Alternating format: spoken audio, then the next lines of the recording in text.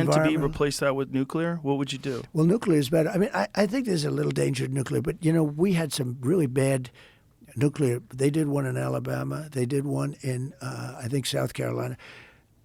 They do them wrong. They build these massive things. Then the environmentalists get in.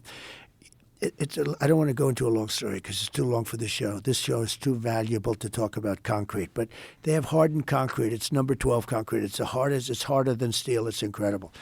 They put up a wall, and an inspector comes along. Knows that. Nope. You're a quarter of an inch. The wall might be 8 feet wide. You're a quarter of an inch too short. I'm sorry. You got to rip down the wall. Because it's got to be poured contiguously, right?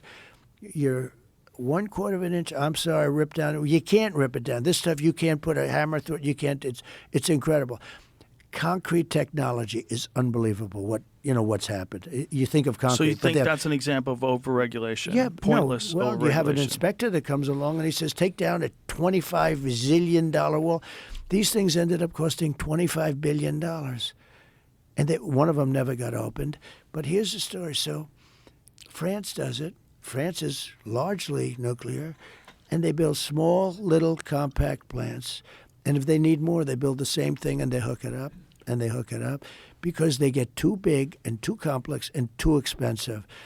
And it is very clean.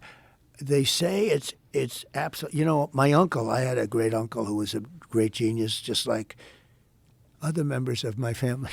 But he was a professor at MIT for, I think, 41 years. He was the longest.